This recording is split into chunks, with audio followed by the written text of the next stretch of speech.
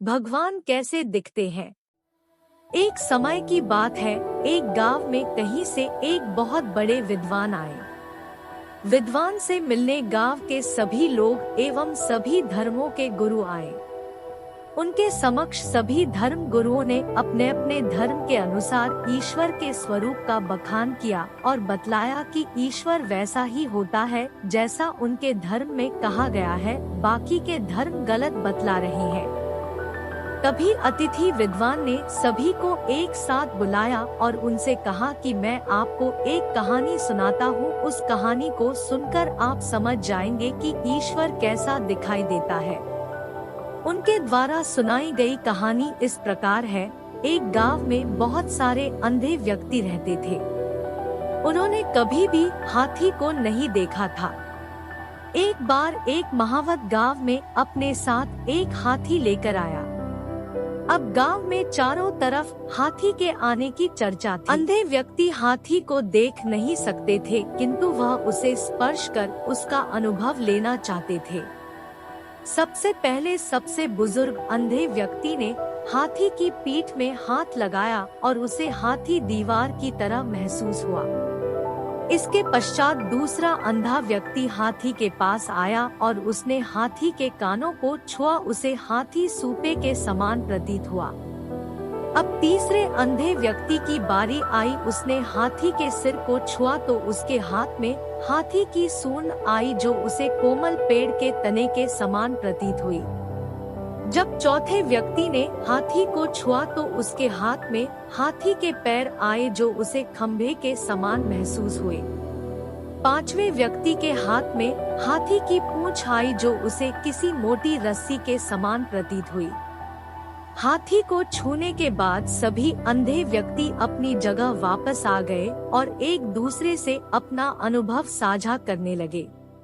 पहला व्यक्ति बोला, भाई हाथी तो दीवार की तरह होता है। उसकी बात सुनकर दूसरा व्यक्ति कहता है, नहीं नहीं, हाथी तो सूपे की तरह होता है। तीसरा व्यक्ति बोला, हाथी ना तो दीवार की तरह होता है ना ही सूपे की तरह, हाथी तो कोमल पेड़ के तने के समान होता है। तीसरे व्यक्ति की बात सुनकर चौथा व्यक्ति बोला, नहीं नहीं, तुम सब गलत बोल रहे हो, हाथी तो खम्बे के समान होता है। अंत में पांचवा व्यक्ति कहता है, आप लोगों को कुछ भी नहीं मालूम, हाथी तो एक मोटी रस्सी के जैसा होता है। इस तरह उन पांचों व्यक्तियों में आपस में बहस होने लगी। सभी को लगता है कि वे ही सही है, बाकी सब गलत है।